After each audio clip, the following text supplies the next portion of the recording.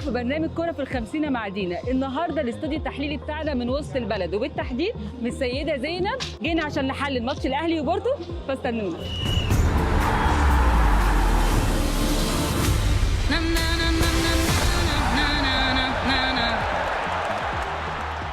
ورجعنا لكم تاني في اول استوديو تحليلي حقيقي من قهوه مصريه بمشجعين حقيقيين قرروا يطلعوا روح المحلل اللي جواهم معانا في كرة في الخمسين مع دينا.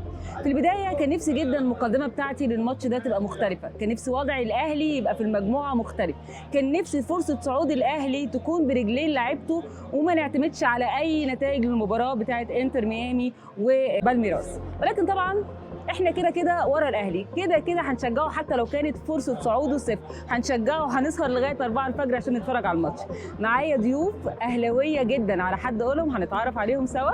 معانا مودي ومعانا عظيمه ومعانا استاذ احمد سعد. اهلاويه قد ايه؟ اهلاويه من زمان، انا عايزه اعرف. من نخاع. استاذ احمد انت اهلاوي منين؟ انا شفت كارنيه من 71 سنه ما شاء الله، ومن 45 سنه كارنيه نادي الاهلي هو ما شاء الله. طبعا الاهلي في مأزق كبير جدا، مباراه صعبه قوي قوي قوي، وصعوبه المباراه بان النتيجه بتاعتها مش مرتبطه بس بفوزنا، ولكن مرتبطه اكتر كمان بنتيجه المباراه بتاعت انتر ميامي وبالميراس. تحملوا مسؤوليه لمين اللي وصلنا للحاله دي، بالذات ان احنا في المباراه الاولانيه مع انتر ميامي كنا قريبين جدا، كنا نقدر ان احنا ناخد ال3 نقط. مين السبب الاساسي في اللي احنا وصلنا له؟ من رايي انا ان السبب الاساسي في الموضوع ده كله الاداره.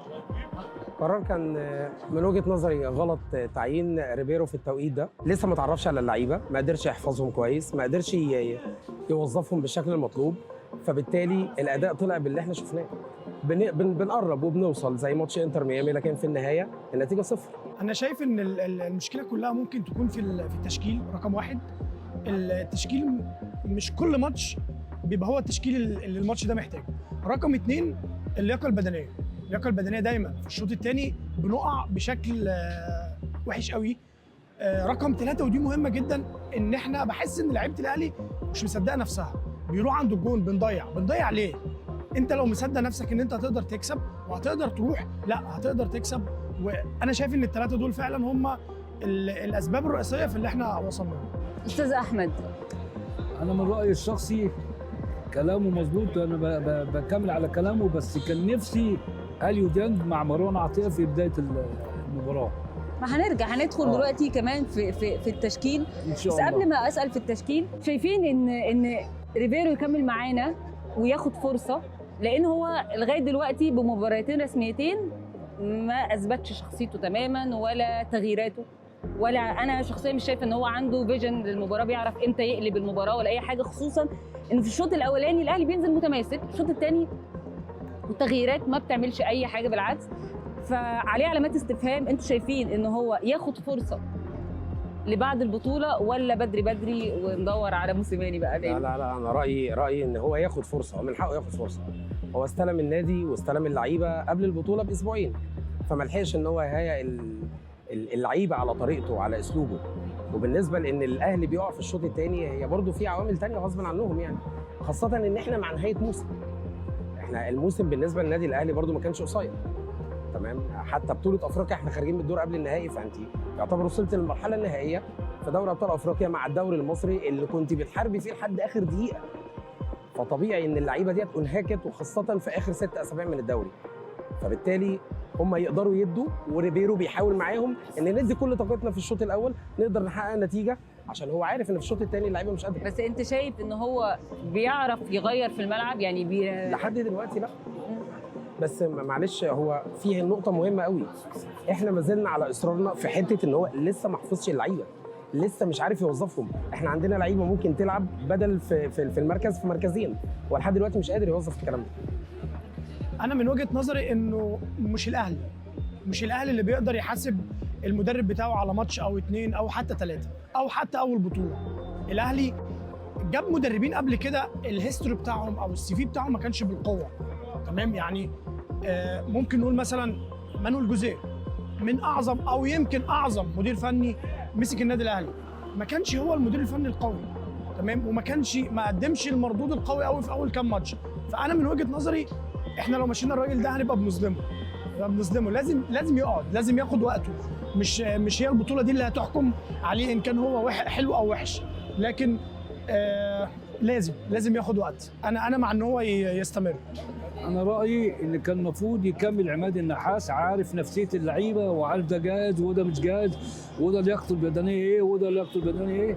ده رايي الشخصي. دلوقتي انا هعتبر بقى ان انت ريبيرو، اوكي، وقدامك انك تحط تشكيل مثالي يقدر يقلب الاحداث، والنهارده الاهلي يكمل الشوطين باداء ممتاز جدا. طبعا اكيد العوامل الجويه والاوضاع المختلفه دي عن الاهلي احنا مش بنديها النسبه الاكبر، ولكن برضه دي اكيد مؤثره.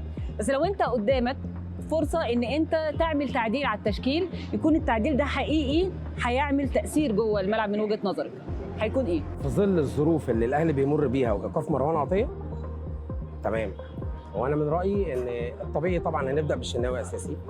التشكيله مش هيبقى فيها تعديلات كتيره، هو التعديل ممكن يبقى في مركز قلب الدفاع، ممكن بدل اشرف داري يتحط مصطفى العش. هو يستحق الفرصه ويستحق يثبت وجوده لان هو قادر يعمل ده. الناحيه الثانيه عندنا اليو ديانج، ده كان المفروض اصلا من البدايه خالص ممكن ينزل جنب مروان عطيه. عندنا بدني ممتاز، امكانيات جباره بالمعنى، يقدر يلعب لوحده في نص الملعب، يحافظ على السكند بول، بيستلمها، بيلعب لوحده في المركز ده، بيغطي كل الناس اللي ورا اللي قدام منه، بيغطي وراهم كويس جدا. عدم استغلال اشرف بن شرقي في ظل وجود تريزيجيه بحاله شبه منعدمه. مش ده تريزيجيه اللي احنا عارفينه ولا اللي كان في الاهلي ولا اللي كان مع الريان، يعني هو تريزيجيه مختلف تماما الفتره دي. ممكن يبقى فيه تعديل بس مش في الاشخاص قد ما هو في المراكز، زي مركز زيزو طول عمره جناح وده سلاح مهم جدا. للاسف هو بيضمه لداخل منطقه ال 18 واحيانا بيلعبوا تحت وسام. فلا، التعديلات ديت محتاجه هي اللي تتعمل عشان تغير شكل الماتش. التغيير في التكتيك باللعيبه، ممكن مش بالاسامي، بس يديهم وظائف. اللي ممكن يتغير فعليا في الفتره برضو الاخيره في نص الملعب حمدي فتحي، كان محتاج يتغير حتى على الاقل في ماتش بالميراس. فده رايي في الجزئيه بتاعت ان لو انا ريبيرو ممكن يحصل. انت شايف بالنسبه لك الاصابه بتاعت امام عاشور اثرت قد ايه لاعب مهم زي ده في اداء النادي الاهلي؟ ولو هو كان موجود كان هيبقى فارق معانا في الماتش اللي فات؟ مش اقل من 60% من اداء النادي الاهلي. امام عاشور في الفتره الاخيره، او يمكن في الفتره الاخيره بتاعه الدوري، امام عاشور اكتر من 60% من قوه النادي الاهلي. احنا خسرنا ورقه من اهم الاوراق اللي في النادي الاهلي، امام عاشور. وللاسف ان مفيش اي حد قدر ان هو يغطي الورقه بتاعت امام عاشور او مكان امام عاشور. دي ليها سببين. السبب الاولاني ان مفيش حد عنده التطور بتاع امام عاشور او طريقه اللعب بتاع امام عاشور. الناحيه الثانيه او السبب الثاني ان المدرب مصر ان هو يحط محمد بن رمضان اللي هو عنده امكانيات ان هو ممكن يعوض امام عاشور شويه، نزله تحت جنب مروان عطيه، وده مش صح. انت المفروض بتحطه مكان امام عاشور عشان يلعب الدور ده، انما انت حطيت زيزو مكانه. زيزو ده مش مكان زيزو. انا شايف ان هو خسرنا امام عاشور وخسرنا محمد بن رمضان ان هو يقدر يعوض امام عاشور. عايز اسالك سؤال عن ضربه الجزاء اللي سددها تريزيجيه، شايف انها هي دي السبب في اللي احنا فيه ده كله؟ لو كانت اتسددت كان الموضوع اختلف؟ كان المفروض احمد زيزو هو اللي يلعب. طب لو انت كنت المدير الفني كنت هتتعامل مع تريزيجيه ازاي بعد الموقف ده، خصوصا ان هو اللي اصر ان هو اللي يلعب؟ اللي احنا عرفناه من الاعلام ان هو خصم منه نص مليون، ده اللي احنا عرفناه. وانت كمدرب كنت هتلعبه الماتش اللي بعده ولا كنت هتعاقبه؟ لا، مش هلعبه الماتش اللي بعده، لان هو دخل خد الكوره بدون اي ترتيب من المدير الفني، استعجل. طيب انت بالنسبه لك مين افضل ثلاثه ومين اسوأ ثلاثه لغايه دلوقتي؟ لو ابتدينا باسوأ 3 لعيبه، محمد هاني، يحيى عطية الله، حمدي فتحي. هو انا ممكن اضيف عليهم تريزيجيه، بس تريزيجيه في بعض الاوقات كان مفيد شويه. انما لو احسن 3 لعيبه، الدقائق المحدوده اللي نزلها اشرف بن شرقي اثبت وجوده، زيزو كان بيحارب وبيعافر عشان يثبت وجوده، مروان عطيه طبعا لا خلاف عليه. الأسوأ محمد هاني رقم 1، رقم 2 حمدي فتحي، رقم 3 اشرف داري.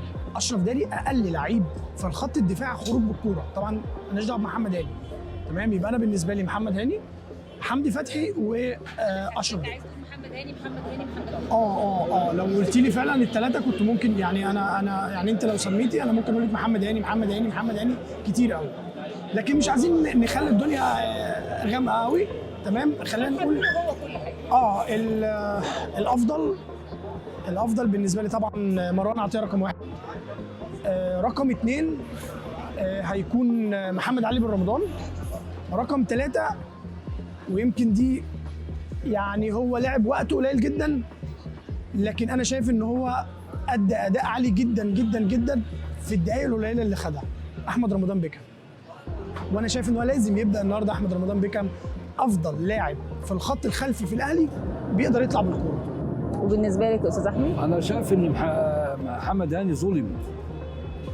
هو كان طالع في هجمه وبعدين الكوره اللي جه اللاعب بيرجعها بتاع الاهلي لقطها تاني، اداها للمهاجم سريع ما لحقوش، فهو اتظلم في دي. على بال ما حب يرجع يغطي مكان السيرد باك ما لحقش. افضل 3 ياسر، مدافع ياسر، وفي خط النص مروان عطيه 2.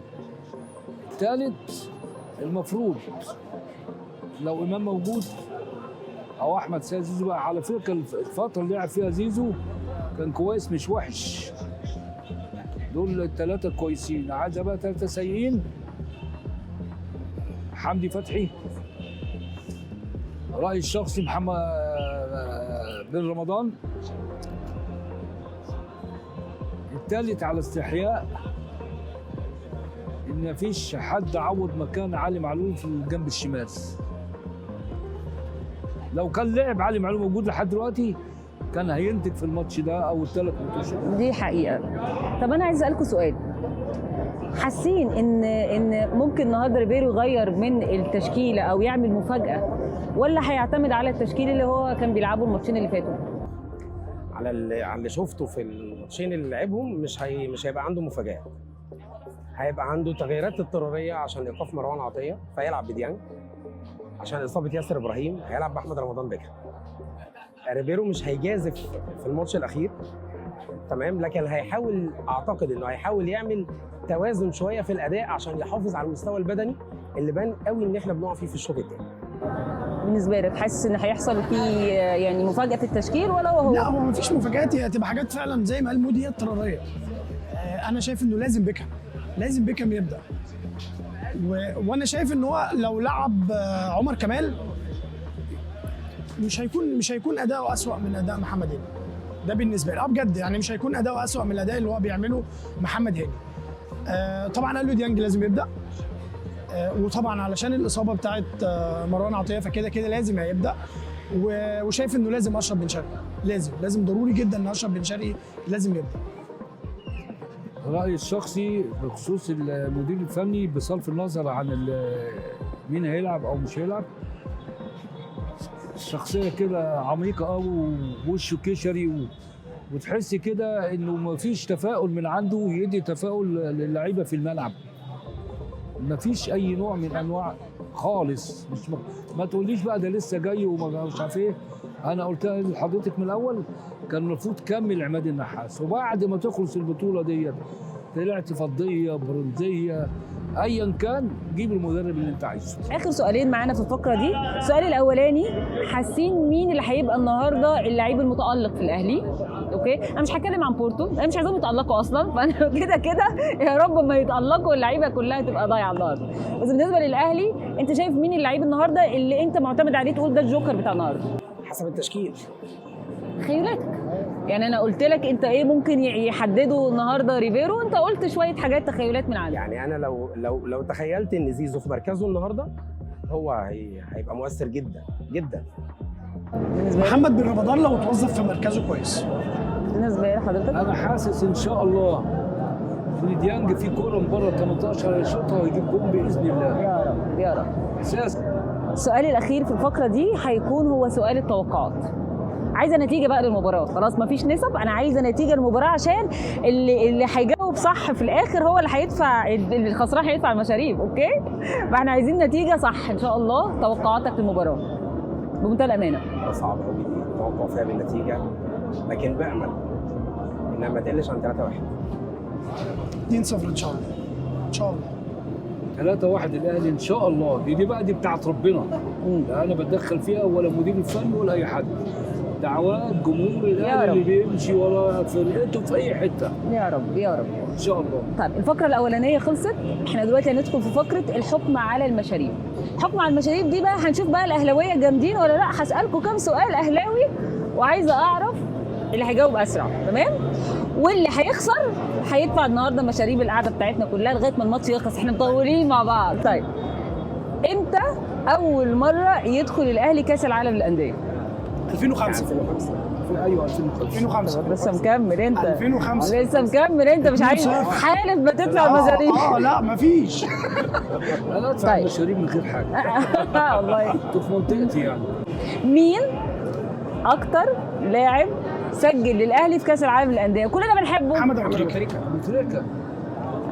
الاجابه انت ارجع مفكر لفوق. اجابات؟ أنا كان أسرع. اسرع. نسرع بقى علشان أنا أسرع. ايه الاجابه ماشي. دي؟ عشان الراجل ده بيسرق الاجابات بسرعه. ماشي اهو انا ماشي بعيد. كام عدد مرات فوز الاهلي بدوري ابطال افريقيا؟ 12 13 ايوه 12 انا قلت الاول 12 عايزين نجيب 13. 12 صح. ما انا حاسب السنه الجايه. دي اسئله انا ينفع حاسب السنه نتلخبط الجايه. فيها. انا حاسب السنه الجايه. لا انا عايز السنه دي. 12. انت كده حاسس ان انتوا 12 عايزين خلاص نجيب عرفنا. 13. انا طيب ماشي. ماشي. اخي خلاص سؤال اخير. انا كده هحاسب. والله خلاص طلعت براءة. انت طالع منها براءة. اتفضل اسمع السؤال الاخير. السؤال الاخير، كم عدد مرات فوز الاهلي بالدوري المصري؟ ماشي 47 مره. خمسة. بس 47 دي احنا نتفائل بيها، والله انا هفوزك بالاجابه. رغم انها 5. هسالكم سؤال اخير برضو عشان ايه يعني، ده سؤال دلوقتي ماشي. طلع بما انكم في التواريخ ضايعين تماما. ماشي. انا ضايع. 6-1 كان سنه كام؟ 2001. بتاع الجون اللي جابها 2001. خالد بيبو 2001. بيبو وبشير. مايو 2001. مايو 2001. 17 مايو 2001. هو 2002. ايه؟ 2002. ايه؟ 2002. صدقني بالله وحياة النعمة دي كنت اقول لك 17 2002. والنعمة دي كنت اقول لك 2002. 2002 والله العظيم كنت أقول لك هنجيب اهو جوجل. 17 مايو 2002. 2000 وكام؟ 2002. متأكدة؟ اه الفقره دي خلصت. طبعا مكسب. طبعا انت انا وسط. انا وسط. انت كده هتتحاسب صح؟ تسلم والله. تسلم. يلا بينا عشان خلاص الماتش هيبتدي، فنتقابل بين الشوطين. ان شاء الله. ان شاء الله. توقعاتك ايه لماتش النهارده؟ 2-1 للاهلي. ان شاء الله نعيشنا فرق 2. الاهلي هيغلب 3-1 باذن الله، والجول الاولاني هيكون باذن الله من ضربه جزاء ان شاء الله، وربنا ينصرك يا اهلي. مش متفائل خير بس ان شاء الله نكسب 3-0 زي ما بيقولوا. ان شاء الله 2-0 هنكسب ان شاء الله. يا رب. يا رب. انا بتوقع النهارده ان شاء الله الاهلي يلعب باداء كويس ويشرفنا يعني ان شاء الله الاهلي يكسب 3-0 عشان ويوصل ادوار متقدمه هنكسب باذن الله النهارده. ان شاء الله الاهلي هيكسب 3-0. ان شاء الله الاهلي يكسب 2-1 للاهلي. ان شاء الله يكسب 3-0.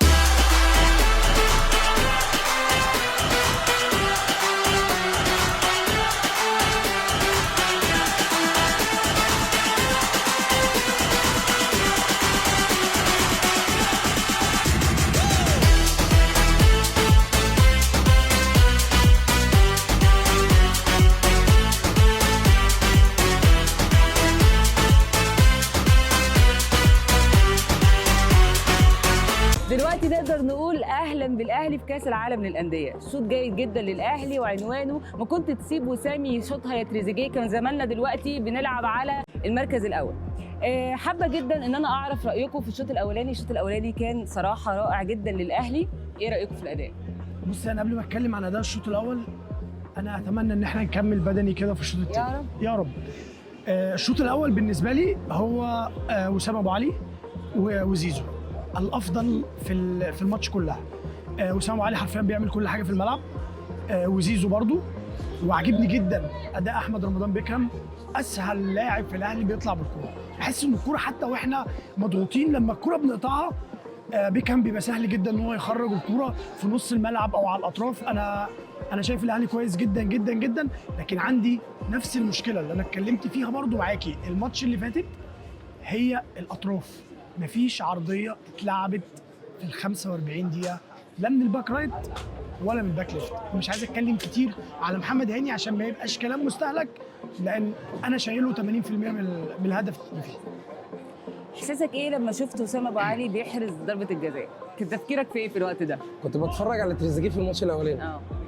اكيد كنت بفكر احنا دلوقتي في مرحله صعبه جدا، وبنفكر في الماتش الثاني. احنا كان في ايدينا ان احنا نتكلم في مركز اول وثاني، مش ماتش ثاني هو اللي بيحدد وصلنا. ده اللي اقدر اقوله في لحظه ضربه الجزاء. دلوقتي الماتش الثاني للاسف انتر ميامي متقدم، وانا احساسي ان النتيجه هتمشي بالشكل ده. احساسكم ممكن يحصل اي حاجه وبالميراس تقدر تعمل اي حاجه، وبالذات يعني ان ما يضيعش مجهودنا ده على الفاضي؟ هو انا بتمنى ان يحصل حاجه، بس ما اعتقدش ان بالميراس ممكن يبقى بشراسه هجوميه في الشوط الثاني، خاصه لما يعرف نتيجه الشوط الاول اللي هي بتقدم الاهلي، فده مش هياثر عليه لا في خسارته ولا في تعادل. هو بالنسبه له هتبقى النتيجه مريحه جدا ومربحه جدا ليه كمان. هو بس ممكن تبقى مشكلته الوحيده ان هو كده هيطلع مركز ثاني فهيقابل فرقه زي باريس، وده اتمنى ان يخليه ليه دافع ان هو يحاول يكسب الشوط الثاني، ونقول يا رب نشوف النتيجه، بس يا رب نكمل على نفس الاداء في الشوط الثاني. اعتقد ان البدني هو ممكن يخدمنا في حته الروح اللي اللعيبه بتأدي بيها. طيب اضعف لعيب، طبعا انت كده كده انا الاجابه دي انا عارفاها، اضعف لعيب في الشوط الاول محمد هاني. انا حابه اعرف منك انت اضعف لعيب. حسين الشحات. حسين الشحات غير جاهز بدني، غير جاهز ذهني، وبيلعب في مركز مش مركزه، هو بيلعب خط وسط يمين صريح، ما هوش جناح ما هوش باك، هو بيحاول يخليه يسند مع محمد هاني، بس هو ادواره الدفاعيه ضعيفه جدا وملهوش اي دور هجومي، فبالتالي الجبهه اليمين كلها عندنا نقدر نقول هي شبه ميته، مفيش من ناحيتها عرضيه، بخلاف طبعا ان احمد نبيل كوكا اوريدي كده ما بيعرفش يعمل عرضيات. طيب لو انت دلوقتي خلاص هتبدل وعندك فرصه للتبديل، هتبدل ايه في التشكيله دلوقتي؟ تبديل التشكيله في التوقيت ده يعني مش هتعمل اي تبديلات؟ لا، مع بدايه الشوط الثاني لا مش هعمل تبديلات، برغم ان وجود حسين الشحات مؤلم مش مقلق وبس، او مقلق ومؤلم، بس مش هقدر اعمل اي تغييرات بالنسبه للاداء اللي احنا شايفينه في الشوط الاول. مع مجريات الشوط الثاني هو ده اللي يتحدد فيه تغييرات ممكن يبقى شكلها عامل ازاي. طيب شايف ان السكور ممكن يزيد؟ شايف ان الاهلي ممكن يقدر يكمل؟ ان شاء الله ان شاء الله. انا شايف ان الاهلي افضل لو كملنا بدني على نفس المستوى، مع تغيير حسين الشحات باشرف بن شرقي. دي هتبقى مهمه جدا لو قدر ان هو خد، اقول هو ريسك بالنسبه له ان هو ما بيغيرش بدري، لكن لازم تغيير بن شرقي، لان فعلا زي ما مودي قال حسين الشحات ما كانش موجود خالص الشوط الاول. في المجمل طبعا التغييره اللي احنا كنا بنطالب بيها في بدايه الماتش اللي هو اليو ديانج، وده نزل، حاسس ان هو نزل غصب عن المدرب برضو. اصابه حمدي فتحي هي اللي اجبرته ان هو ينزل اليو ديانج، لكن في المجمل انا شايف الفرقه كلها يعني ما فيش حد هيعمل اكتر من كده. طيب سؤال سريع كده، النتيجه هتفضل كده؟ هل الاهلي هيجيب سكور ولا لا ان شاء الله الاهلي قادر ان هو يزود من السكور. عايزه نتيجه ان شاء الله على مبدئي 3-1. عايزه نتيجه 3-1 ان شاء الله. طبعا بنتمنى كل التوفيق للاهلي وبنتمنى كل التوفيق لبالميراس، عشان بجد احنا نستاهل ان احنا نصعد. نقابلكم بعد نهايه الشوط الثاني وان شاء الله تبقى النتيجه حلوه.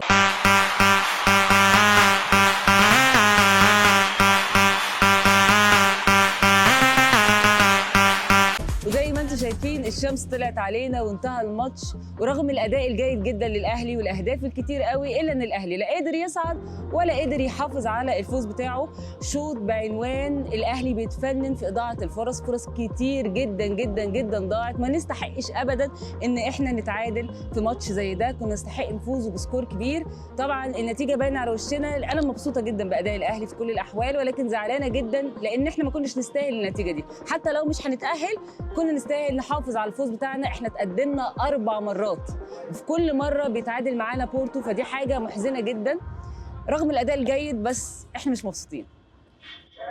انا مبسوط للاداء، لكن النتيجه طبعا زي ما انت قلتي كنا نتمنى ان احنا نكسب، لكن الاداء في المجمل اداء كويس جدا. الاهلي لعب ماتش عاليه جدا، وزي ما قلتي الاهلي تفنن في اضاعه الاهداف. وسام ابو علي نجم الماتش. ديانج هو لولا ان وسام هو اللي جاب الهاتريك فانا ادي رجل المباراه لديانج حرفيا في كل مكان في الملعب. الاهلي كل دقيقه بيلعبها من غير ديانج انت بتخسر دفاعيا، تخسر في نص ملعبك، تخسر هجوم. كل دقيقه انت بتلعبها من غير ديانج انت بتخسر. انا عايز اقول بتخسر ماتش. احنا خسرنا الماتش بتاعت ميامي علشان ما فيش ديانج، انا بقولها كده. وماتش بالميراس لو في ديانج احنا ما كانش حصل ده. الواحد زعلان مش عشان الاهلي بيلعب وحش، الواحد زعلان عشان الاهلي كان بيلعب حلو جدا وبجد يعني ده اكتر ماتش هو جايب فيه اجوال، كانت الدنيا حلوه قوي معانا. بس ايه مشكله الاهلي في انه مش قادر يحافظ على الاهداف؟ دي حاجه اصلا مش في الاهلي، دايما الاهلي لما كان بيتقدم كان بيقدر يحافظ. جديد علينا حته ان احنا نبقى متقدمين ويتعادل معانا فريق، نتقدم مره واثنين وثلاثه واربعه ويتم التعادل معانا وضاعت فرص بالهبل، دي حاجه جديده على الاهلي. زي ما قال بين الشوطين حاجه مهمه قوي، ان احنا كانت دايما مشكلتنا في الاطراف اللي بتيجي على الجناب عندنا، ما بنقدرش نغطي الموضوع ده كويس. طبعا ظهر الكلام ده في الجون الاول. الجون الثاني احنا هنضيف بقى ان الجون الثاني الثالث الرابع فيهم اخطاء كبيره جدا يتحملها بنسبه لا تقل عن 80% محمد الشناوي. محمد الشناوي الثلاث اجوال حرفيا هو بيشاهد الكوره بيتفرج عليها وبيلف معاها. دورك فين كحارس مرمى؟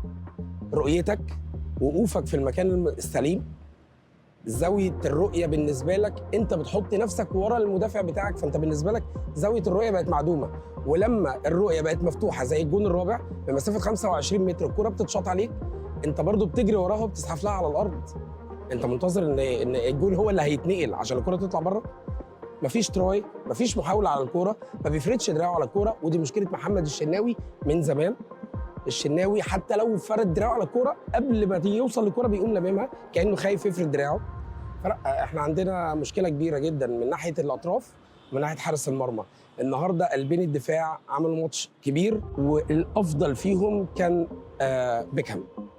اشرف داري من اقل برضو الاشواط اللي عملها كان الشوط الثاني. كان مستواه مش على قدر ان يكون ده اشرف داري اللي الاهلي اتعاقد معاه عشان يقوي قلب الدفاع بتاعه. اعتقد ان ده كان اسباب النهارده التعادل في اللي احنا فيه، بخلاف الاهداف المهدره بكميات رهيبه يعني. طبعا انتوا سهرانين معانا من اول الماتش لغايه دلوقتي. حابه اعرف بس سؤال اخير كده، نسبه رضاك عن اداء الاهلي والنتيجه النهارده؟ نسبه رضاي عن الاداء المجمل 90%. لا انا هقل اقول 80% علشان في اخطاء. الاخطاء دي انا يمكن عايز بقى يعني اخرج من البطوله دي شويه. انا داخل على دوري، داخل على دوري ابطال، داخل على كاس، داخل على منافسه قويه جدا. بعد كده هضيف على كلام مودي ان انا يعني انا معاك جدا في حته الكلام عن الشناوي، فلازم شوبير ياخد فرصته بدايه من الموسم الجاي. تمام؟ لازم باك رايت وباك ليفت يليق بالنادي الاهلي. حطي 100 خط تحت كلمه يليق بالنادي الاهلي. طبعا مش عايز اقول كلام بقى متكرر عن الاثنين والكلام ده، لكن الاثنين مهما كانوا هم مين بالبدله بتاعتهم لا يليقوا بالنادي الاهلي على الاطلاق، لا يليقوا بالنادي الاهلي. انا شايف ان انا اعتذر لعلي معلول وارجعه، حتى لو هجيب برضه باك ليفت. علي معلول لو برجل واحده في البطوله دي احنا كنا هنشوف اداء تاني خالص للنادي الاهلي. فانا من مكاني ده انا بعتذر لعلي معلول على اللي حصل معاه، بامانه انا بعتذر لعلي معلول على اللي حصل معاه. في النهايه احب اشكر ضيوفي اللي نوروني النهارده بتحليلهم، واحب اقول هارد لك للاهلي، ودايما جمهوره حمايه، احنا في ورا ظهر الاهلي في اي وقت. استمتعنا بالمباراه النهارده رغم النتيجه اللي كنت اتمنى انها تبقى فوز، ورغم عدم التاهل كنت اتمنى ان احنا نفوز لان احنا كنا نستاهل ده. بس هارد لك للاهلي، اشوفكم في حلقه جديده من كره في الخمسين مع دينا في المباراه الجايه.